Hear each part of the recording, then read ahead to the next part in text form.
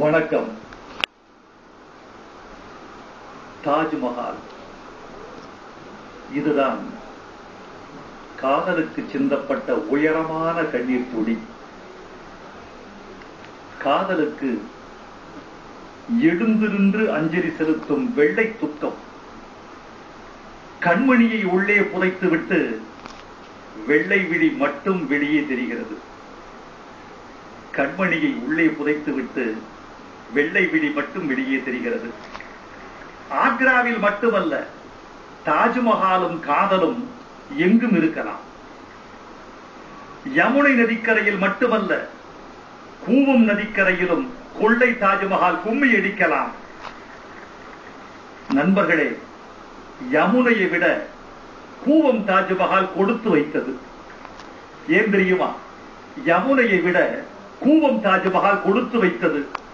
யமுனை வற்றிவிடும், கூவம் வற்றாது.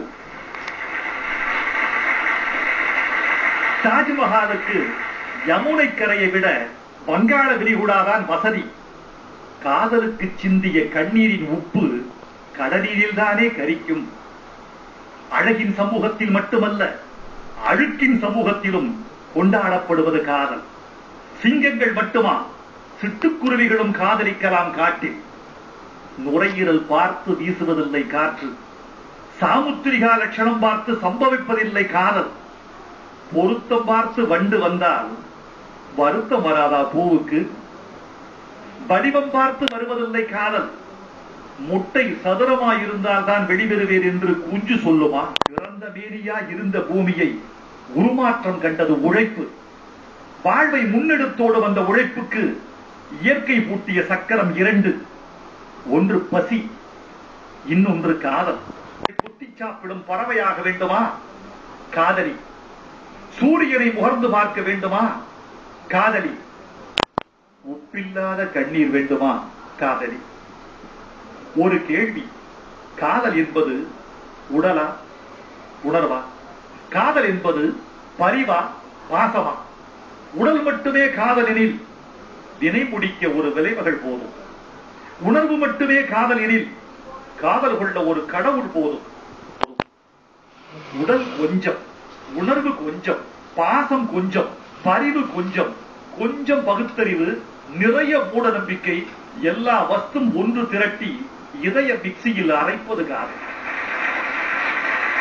உடல் கொஞ்சம், உணர்வு கொஞ்சம், பாசம் கொஞ்சம், பரிவு கொஞ்சம், கொஞ்சம் பகுத்தறிவு, நிறைய மூட நம்பிக்கை, எல்லாம் ஒன்று திரட்டி இதய மிக்சியில் அரைப்பது காதல்.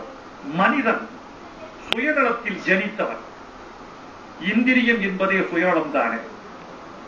சுயநலம் என்னும் மிருகம் அழித்து பொதுநலம் என்னும் தெய்வம் எழுப்பி சர்வம் சூன்யம். காதல் பிண்டம், மானுடம் மாயம், காதல் அமரம். காதலும் சரிபாதி. எப்படி? பெரியாரும் காதலும் சரிபாதி. ஜாதியை ஒழிப்பதில் கரையோர மாவட்டங்களும் காதலும் ஒன்று. கரையோர மாவட்டங்களும் காதலும் ஒன்று. மதம் மாறுவதில் பயமே இரண்டின் தொடக்க நிலை. கண்கள் மூடுதல் இறுதி நிலை. இவ்விரண்டும் நேர்ந்து விட்டால் எவர் சொல்லும் செவியேறாது. இவ்விரண்டும் இல்லையேல் வாழ்வு சலிக்கும். நேராத போது தனிமை கணக்கும்.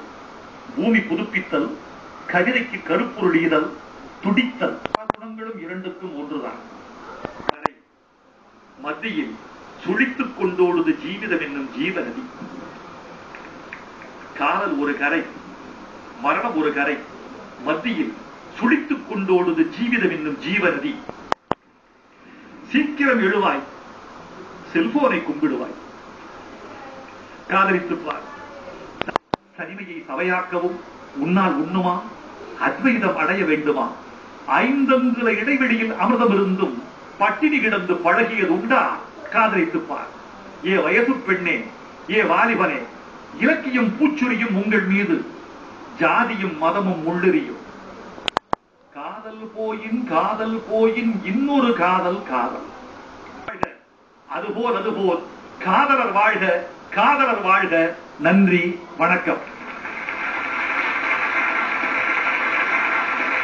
இதோ இந்த காதல் கவியரங்கில் கவிஞர் ஐவர், என்னையும் சேர்த்தால் அறுவர், இனி அறுவர் இங்கே எழுவர். இவர்கள் உழவர், சொல்லேர் உழவர், உழுவர், நெஞ்சை உழுவர். இவர்கள் வளவர், தமிழில் வளவர். முதலில் மொழியை செம்மொழியாக்கிய வாழும் வள்ளுவருக்கும், செம்மொழி மாநாட்டின் வானளாவிய வெற்றிக்கும் கவியரங்கத்தின் வாழ்த்து.